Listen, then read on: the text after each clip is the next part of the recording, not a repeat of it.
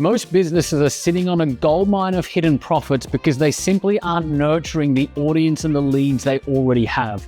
Over the last 10 years, I've invested thousands of hours, about $40 million, and a hell of a lot of trial and error in generating leads and converting them to sales. And these exercises have generated me literally hundreds of millions of dollars.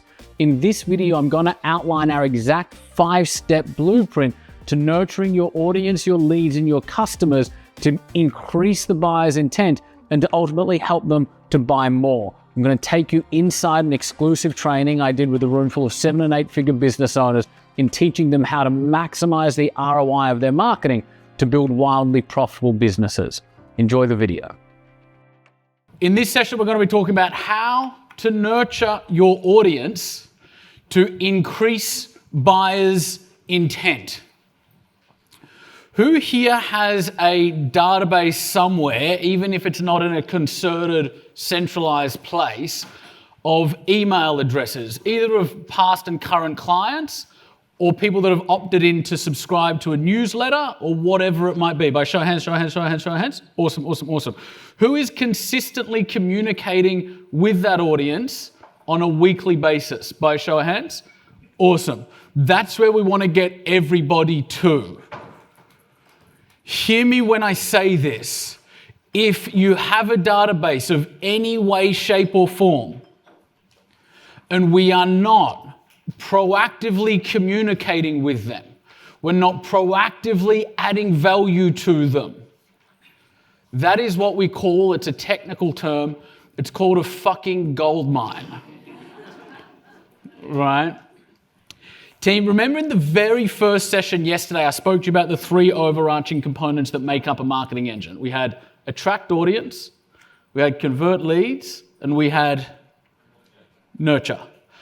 And I spoke to you about there is nobody closer to buying your product or service than somebody who has already opted in, whether it's to a newsletter, whether it's to some sort of subscription, whether it's to a lead magnet, whether it's to a previous sale that didn't go through. Once we have their details, we have something that is really important. I want you to write it down. Permission. We have permission. Once somebody opts in, we have permission. And we have permission to achieve what I call, please write this down as well, recency and frequency. Recency and frequency.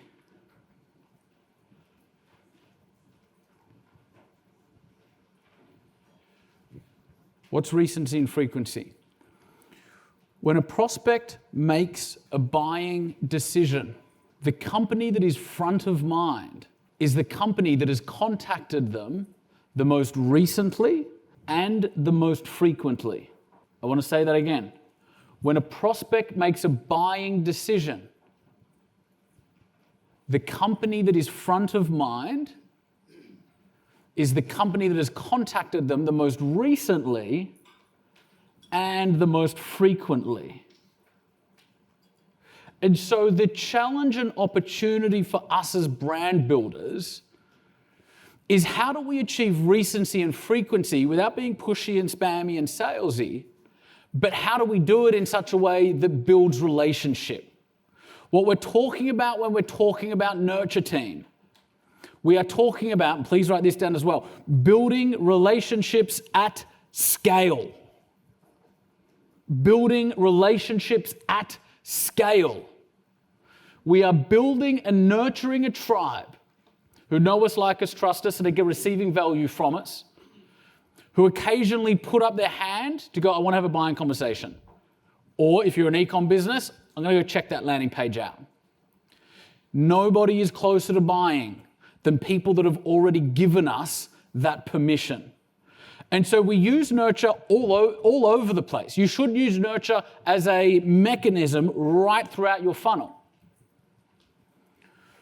When somebody comes to our website and then doesn't engage or doesn't register for a lead magnet, doesn't buy something, we can retarget them through Meta. That's a form of nurture. When someone subscribes to and we shouldn't get them subscribing to a newsletter, we can come up with a much more impactful incentive for them to give us their details. But when somebody, let's for the sake of argument just call it subscribes for now, when somebody subscribes, we start to nurture. When you have a lead magnet, the strength of the lead magnet is in the nurture that follows. A lead magnet is something that we offer of value in exchange for a name and an email address and a phone number, whatever pieces of information you need in order to start achieving recency and frequency. And so a lead magnet might be a mini course, a video, an ebook, a book, some sort of access to something cool. And so we should all be using lead magnets throughout our funnels. I'm going to say what I just said again. I want you to write it down. The strength of the lead magnet is in the nurture that follows it. The strength of the lead magnet is in the nurture that follows it. Where else might we use nurture? Who here, team, runs any sort of events, be it digital events, webinars, where we're asking people to show up by show of hands? Right. And so between registering for an event and attending an event, is there a drop-off? Yeah. Is that drop-off significantly larger than it was 10 or 15 years ago? Yeah. Getting people to show up for stuff is really difficult these days. What do we do there to increase registration to attendee? You guys tell me. Thank you. Who's sensing a theme? Nurturing, right? So, what I want to do in this session, team, and we are going to move quickly, I'm going to give you the 5 fundamental critical keys you have to get right in order to nurture effectively and efficiently. How do we nurture effectively? What's the criteria there? Are we moving people closer towards making a buying decision? The problem with a lot of people's nurture is they hear like it takes 7 touch points for someone to make a buying decision, and then they send them 7 really crappy touch points, but it doesn't move the psychology of the prospect. And so effective lead nurture means I'm increasing buyer's intent. Efficient means I'm doing it in a way where the technology is doing the heavy lifting. So let's talk through the principles.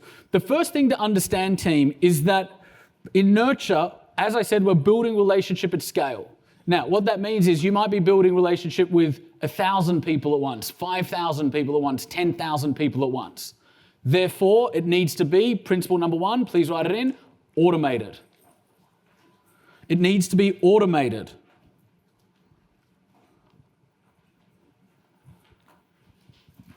And so really simply, how I want you guys to think about that, imagine that we were able to write 5, 6, 7, or 8 really good emails. Who here in the room uses a CRM of any way, shape, or form? By show of hands. Right. So you write 7 or 8 really good emails. And then your existing database, those emails start to get sent out into the frequency that we tell the CRM to send them out. And anybody that subscribes, let's use that word again, in future, starts to get those same 7 or 8 emails automatically. The technology's doing it for us. It's automated, right? And therefore, it doesn't matter whether someone signs up tomorrow, the next person signs up the next day, the next person, you hopefully get to the point where we've got hundreds of thousands of people signing up every single month. They're all on the same frequency, getting and being inducted into your best possible content that moves them along the buyer's journey automatically. Who gets that by show of hands? Awesome. From there, the question is, well, Jack, how often should I be nurturing? How often should I be talking to people? I don't want to talk to them too much. I don't want to talk to them too little. And so we need to get number 2 right. Please write it in. Frequency. Frequency. Which is what's the frequency of the communication. When I go through your buyer's journey, there are peaks and troughs of emotion. Hopefully the emotion never goes down below the line, but there are peaks and troughs of emotion. And so when I opt in to your database and I give you permission to start communicating with me, am I at a peak or a trough? I'm at a peak. Because it's front of mind. However you've incentivized the opt-in is front of mind for me. If I register to download a lead magnet, am I peak or trough? Peak. Once I get the product or service, am I peak or trough? peak, right? Yeah, hopefully. But let's say I opt in and I'm at a peak of emotion as it pertains to my connection with your brand. And let's say I don't get the first email for 24 hours. Between that 24 hours, do I go away from the computer? I start to engage with my kids. I start to engage with my family. I start to engage with my business. Life gets in the way. Slowly, I go into a trough of emotion. Until I get that email, then I'm back at a peak. And then slowly I go into a trough as it pertains to my connection to your brand. Then I get the product or the service. Then there's a trough after that. And then I get the result from the product or service. That's another peak. And so we need to understand that as I go through your customer journey, I go through peaks and troughs of emotion. Please write this down. The offer must match the emotion, as must the frequency. As must the frequency. And so when somebody opts in, they're at a peak. I want to communicate with them when? Now.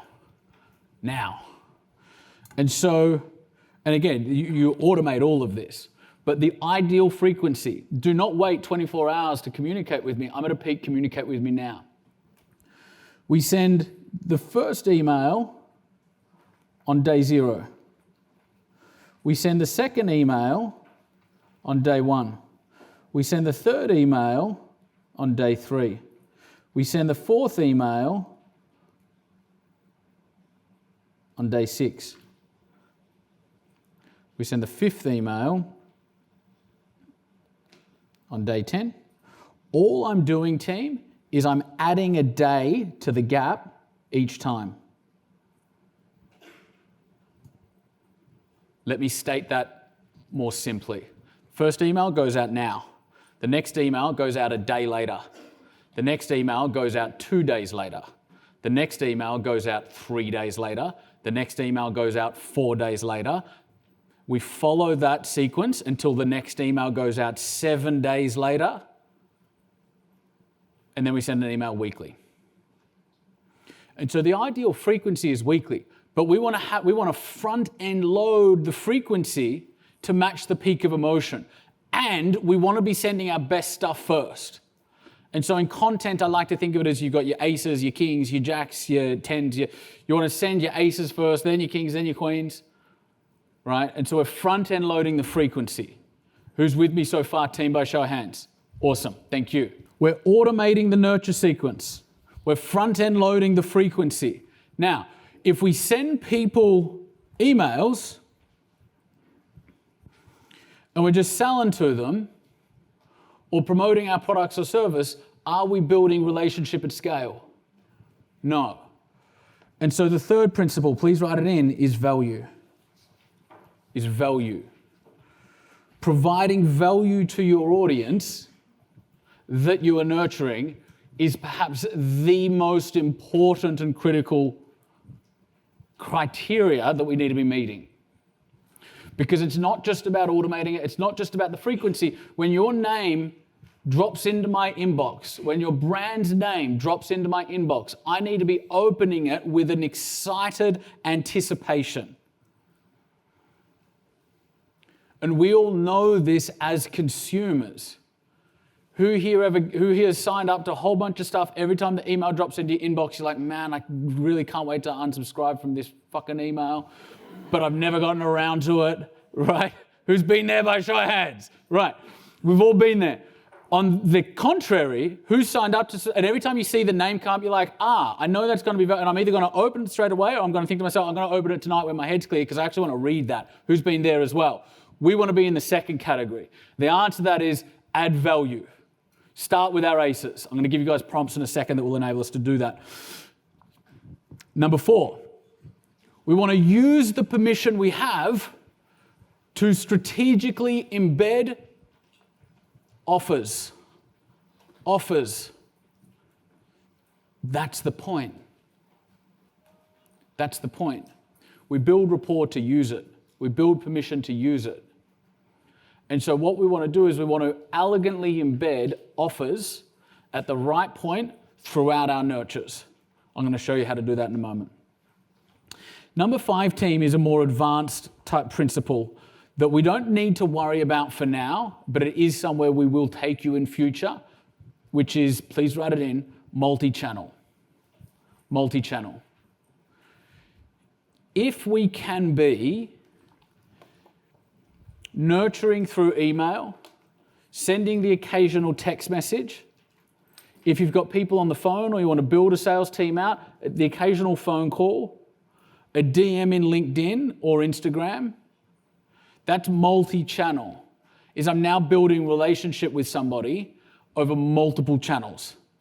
And if we can achieve that, the level of connection and the level of front of mindedness goes up quite considerably.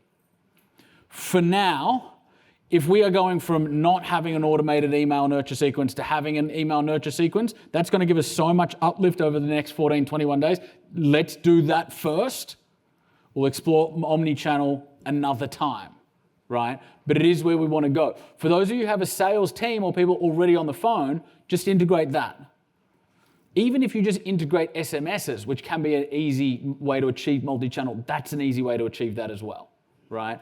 But please understand, email, even when you are multi-channel, for the vast majority of you, email is going to be the spine. Email is going to be the main nurture channel, okay? What I want to talk to you about now is how do we nurture effectively in such a way where you're building relationship, where you're demonstrating credibility, where you're building authority, you're increasing buyer's intent, and you're differentiating yourself from your competitors. Who thinks they might be interested in that? Awesome. Let me show you.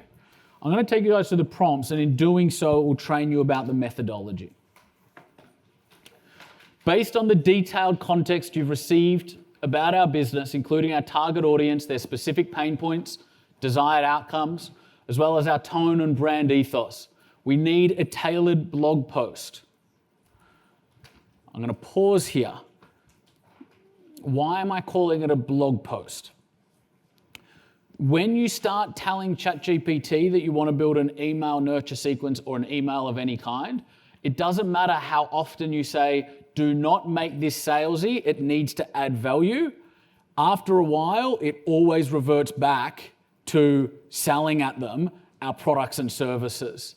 And so my workaround for that is in the prompt, I just call it a blog post for ChatGPT because it understands what a blog post is, which is essentially what our nurture sequence should be, which is an email nurture sequence should just be a series of blog posts with elegant CTAs interwoven through. That's why we call it a blog post in the prompt. This post should directly address our audience's needs without selling or promoting our services directly.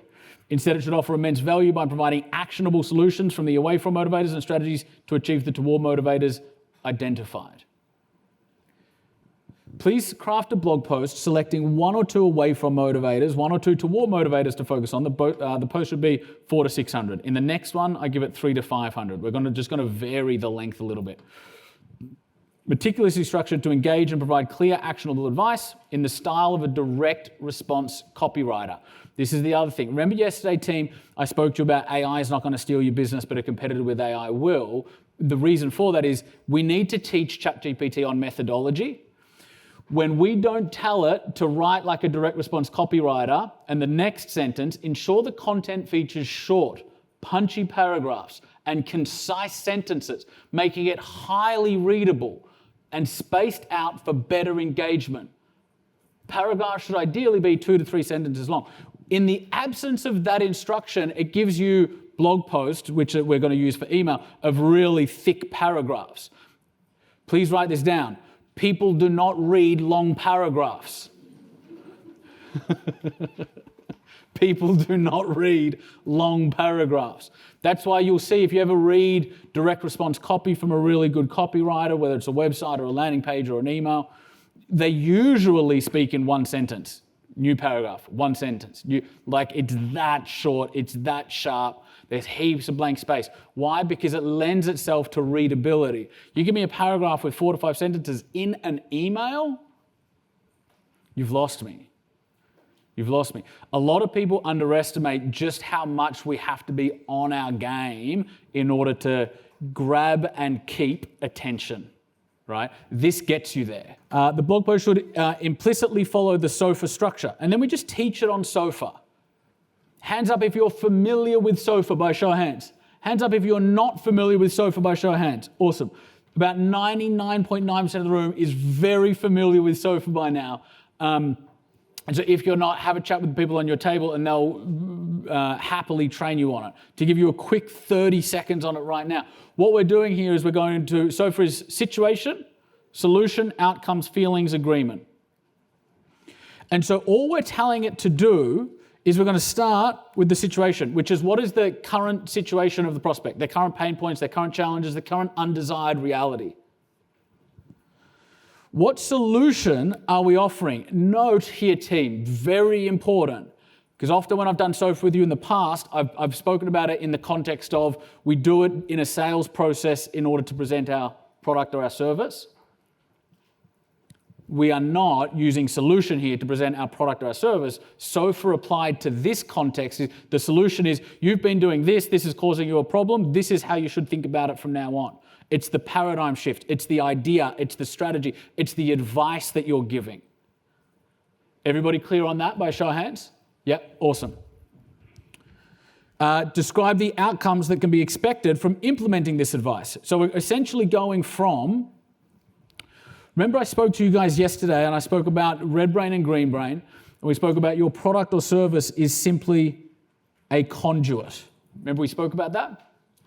All we're doing here in SOFA is situation is away from motivator, pain. Solution is what they should do differently, conduit. Outcomes, pleasure, and toward motivators.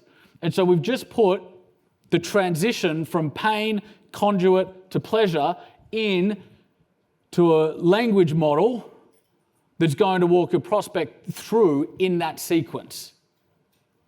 Who thinks that's pretty fucking cool by show of hands? Awesome, thanks guys. Transition to feelings, which is taking them from a negative emotion to a positive emotion, so that you can stop feeling anxiety and start feeling empowered. And then agreement. We use agreement to subtly direct the readers towards the next step in our funnel without overtly selling. Often, team, the best way to integrate offers throughout your email nurture sequence is in the PS.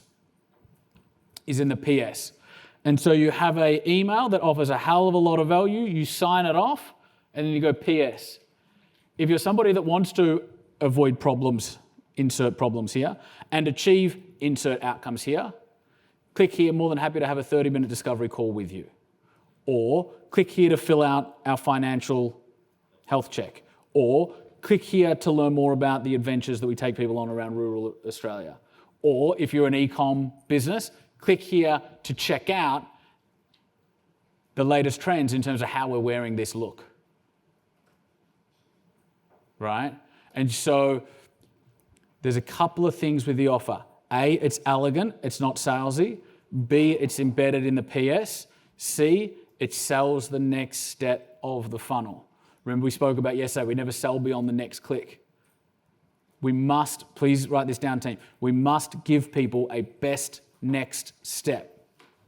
We must give people a best next step. This is us leading our prospect.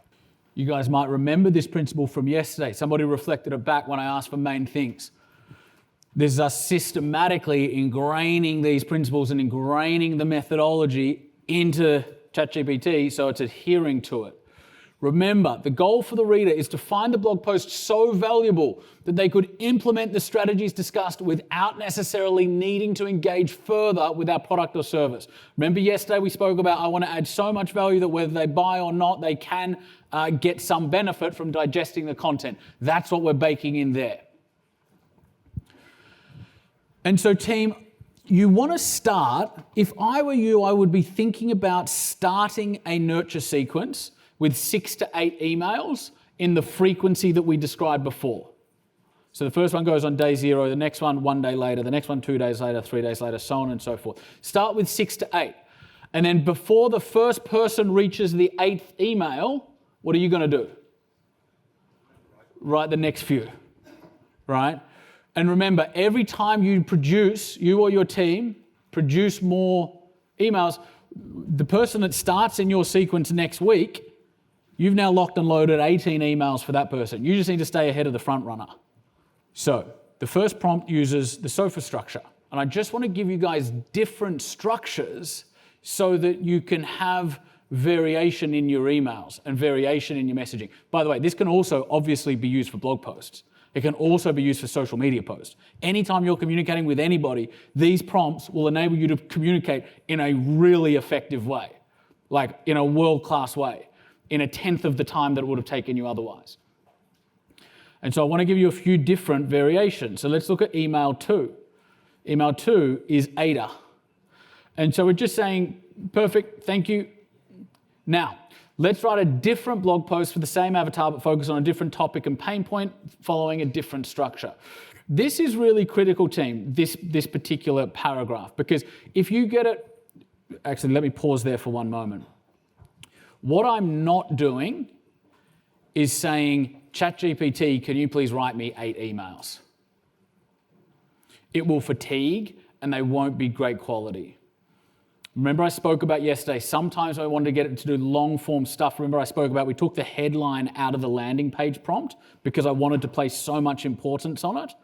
I'm doing the same with the emails. Why? Because this is really important real estate, like your nurture sequence is really important, and therefore it's worth us doing all of this manually if we didn't have ChatGPT, but it's definitely worth us doing one prompt per email and even giving it a little bit of feedback and optimizing each email to get the email as best as it possibly can, right? And so we're not going write me 8 emails because it fatigues and the quality of output drops significantly. And so I'm doing it in different prompts and different structures. The reason why this paragraph is really important every time you bake in a new prompt for your email nurture sequence is if you say, great, now let's write another email using AIDA, A-I-D-A, what it will do is it will write the same topic from your first email with a different structure to it. And so we need to say, great, thank you, that was awesome. And then the languaging here is really important. Let's write a different blog post for the same avatar, but focus on a different topic and pain point, following a different structure. And so I'm just being there's like 4 or 5 commands in that one sentence. All of them are very important to get it to give you the output that you're looking for. Given the comprehensive background of the business, target audience, this is just as per the information we've discussed. This post should resonate with the audience's core needs, offer valuable insights and solutions, addressing their away from and their towards, similar instructions to last time. Construct a blog post using 1 or 2 away from motivators, 1 or 2 towards. Ensure, I'm just going 3 to 500 here. You might want to mix this up occasionally and you might want to do 100 to 200. Sometimes you might want to do, keep this email below 50 words, right? What I'm looking for, please write this down, is variation. I want to receive your emails and some of them are 600 words and some of them are 12 words. Literally. Some of them are 300 words with bullet points. Some of them are 200 words without bullet points. We must avoid being predictable. We do that with variation. And again, just getting it to write like a copywriter. The post must adhere to direct response copywriting principles featuring concise, impactful paragraphs and sentences to enhance readability and keep the reader engaged. Aim for the paragraph lengths of 2 to 3 sentences. And then we train it on AIDA, attention, capture the reader's attention. This is so important, team. You probably see it already in many emails that you receive. You definitely see it on just about every website you visit, which is, you might get an email, someone's reaching out for a partnership or someone's trying to market you their services, and the first paragraph is like, hi, I'm from this business. We've been around since 1979. We're a family business. We used to have 2 dogs. One passed away. We've now got 1 dog. And, you're reading all this and you're like, where's the point where this concerns me and why am I giving my attention to this, right? And so that's why SOFA starts with scenario, which is pain, which will get somebody's attention if they're in that, if they can relate to that pain point, that away from motivator. And this is why this one starts with attention. It's the same for those of you that produce Instagram videos, for those of you that produce LinkedIn posts. When you film a video for social media, you have 3 seconds to grab my attention with a hook. 10 years ago, I would start some videos with, "Hey team, Jack Delosa here from the Entourage." That is too much of a delay before the hook that we no longer even say that. Are you currently shooting videos and not getting the eyeballs you want? That's the hook that would go at the start of a video if I was training this on Instagram. Like, the hook is out the gate, first 3 seconds. Who gets this? Show of hands. Awesome. Thanks, team.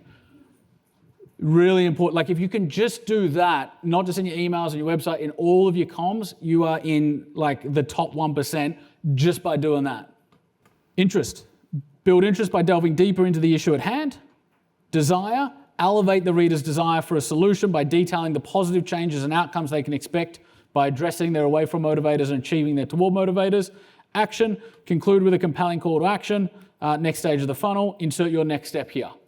If you sell through conversation, your next step is a 30-minute discovery call.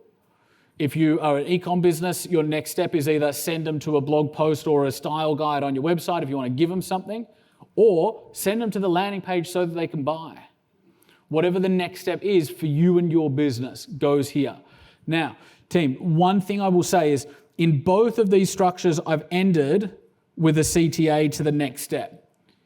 You probably want to have a CTA in every second or third step. Every second or third email. Yeah. So every second or third email, every second is fine. Every third is fine. Even every email is fine. I know a lot of very good marketers that have CTAs and everything they send. I personally like to space them out every second, every third, because it feels like I'm building a better relationship, because sometimes we're just sending stuff that's just adding value and there's no ask. And in my brain, that relates to more relationship equity. And then we should just state it again. The essence of the blog post is to deliver so much value that the readers feel empowered to act on the advice given without immediate further engagement with their offerings. And so team, here you have 2 prompts for emails, right? I'm going to share them with you in a second. Below, I've given you more structures, okay? So there's 3 more structures here. What are the structures? The structures are just this bit. This whole prompt in email 2 could have been the exact same prompt as email 1. All that's impactfully different is this structure. In one of them, we're using SOFA. In one of them, we're using ADA. I want to give you 3 more structures that you've got in your arsenal, right? Here's the thing. You do not need 5 different structures. If every time you sent an email, you SOFA'd the email, if every single one of your written LinkedIn posts was SOFA, if every single video you shot was SOFA, no one would ever know and everyone would love it. Because as human beings, we're not trained to understand the structure that underlies the communication that we're receiving. We just receive it, often unconsciously. And so you could just SOFA everything if you wanted. However, I'm after variation, and with that comes a bit of spice, and with that comes a little bit of extra positioning for you, because the communication is always slightly different, right? So we're building more authority, more connection. So we've got SOFA, we've got ADA. What have we then got? Hook, story, teaching points, summary, call to action. Pretty self-explanatory. So this one starts out with a hook. It has a story, which the others don't. It then breaks the story down into insightful teaching points. It then summarizes them, and it then has a CTA. Now, if this was one of the emails that you were going to send that you didn't want to have a CTA, all you do is that. Super simple. Or you could write wrap with closing wrap. Actually, the summary is the wrap, right? So these are malleable. Feel free to play with them. The next framework I want to give you guys, problem, agitate, solve framework. Problem, start with the away from. Agitate, make it more painful. Solve the problem. That one does not have a CTA inherent in it. The bridge model, this is super cool. Current reality. So this is like something they're experiencing or feeling some pain for around right now.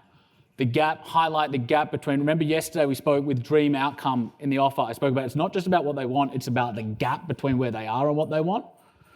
And so we go current reality, gap, the bridge, how do we bridge that gap? And if we're adding value through advice, it's 1 to 2 really practical pieces of advice to give them that. And then closing the bridge, what do they do to actually take those steps?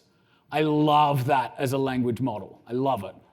All of these is like, if all you did in your marketing from here on in is just used these 5 frameworks every time you put something out into the world, your conversion rates would go up 2 or 3-fold just as a result of enhanced and more effective communication.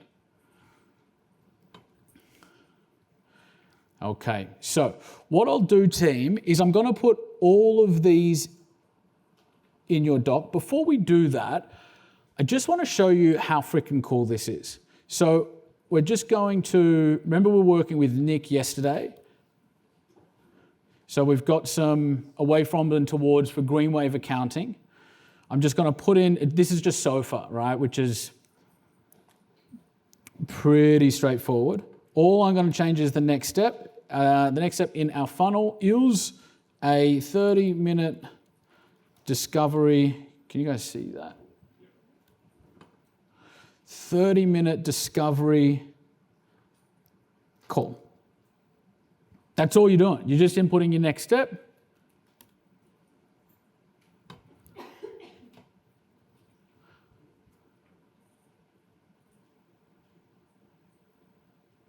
Starting with problem, it's going, and that's a juicy way of outlining problem. It's even talking to the emotions of the problem. It's going into solution.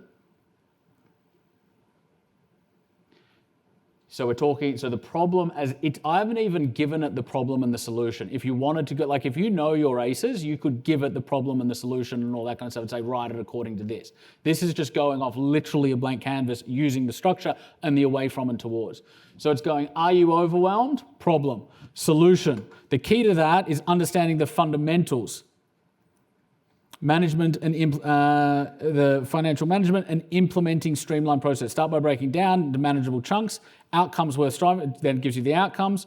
Transition from a state of financial overwhelm to empowerment and confidence. Your next step is to implement what we've covered here. PS, if you're looking to transform your financial management from a source of stress to a strategic asset, that's already a from to. Remember I said yesterday, marketing is all from to. From a source of stress to a strategic asset. That's a beautiful sentence. A 30-minute discovery call with us could be the turning point. You guys are learning just how much of a geek I am. During this call, we'll explore a tailored strategy to streamline your financial processes. Outcome. This isn't just about overcoming challenges, seizing opportunities, book it today. If I were you, remember yesterday we said we get it to assume it comes at 70%. We might sometimes need to take 100%. I would delete that last sentence. Book your call today sounds advertising.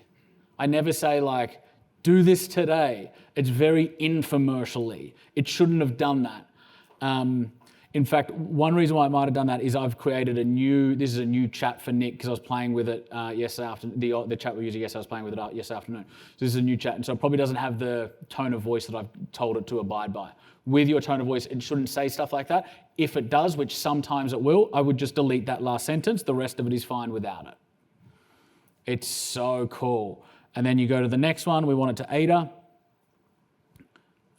All you were doing is literally copy paste, build in the next step.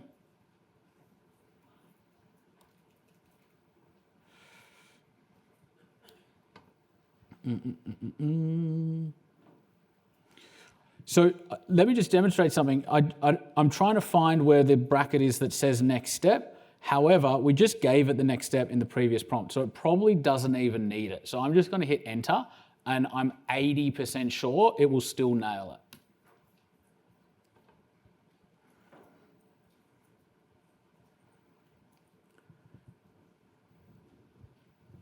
Are you drowning in a sea of financial paperwork, feeling the weight of compliance deadlines and the fear of mismanagement looming over you? You're not alone. That's a hook. Like, that's a dangerous hook. Interest, the journey from confusion to clarity, blah, blah, blah, blah, blah. Now, desire, picture a streamlined process where your financial... Again, these paragraphs are a little bit too long for me. And so what I'm going to do is I'm going to go back into the prompt and I'm going to get the first prompt where it said...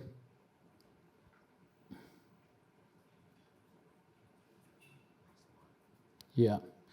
Meticulously structured, actually I'll just start here. Ensure the content is short, blah, blah, blah, blah. And so I'm just going to give it the feedback. This is brilliant, thank you. However, there is one critical change. I'm just going to copy in that paragraph that I gave it earlier, and then I'm just going to tell it. This previous blog post you've just given me, the paragraphs are too long.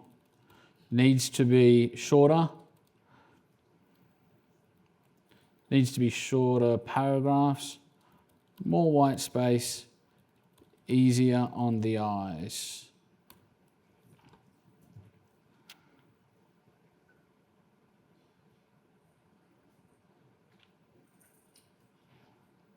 Now it's hitting the marks in a cleaner way. Yep. This is really powerful and really cool. Because you would have used to like sit in a room for like 2 weeks to craft like a good 15, 20 emails. Whereas now with the good prompt, and see it did get the next step because I'd given it to it earlier, even though I didn't input it in that last prompt.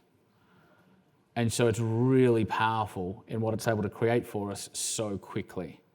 So, I'll give you guys the heading just so it's there. So I'm going to put in email 1, I'm going to put in email 2, I'm going to put in the other 3 structures so that you have it all.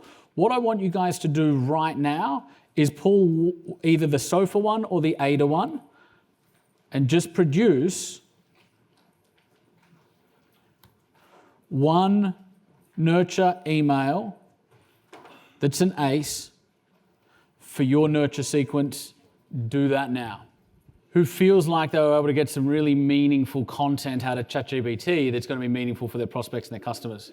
Yeah, love it, love it, love it. This side of the room, hands up if you feel like that was something meaningful for your customer. Yeah, awesome, cool, cool, cool. Thank you very much. Thank you and well done for watching this video right up until the very end. The best place to stay connected with me and receive more strategies like the one you received in this video to grow your business faster and to live a life on purpose is to simply follow me on Instagram, which is where I share everything. Simply at Jack Delosa. Shoot me a DM, let me know you came from YouTube. I look forward to connecting with you soon.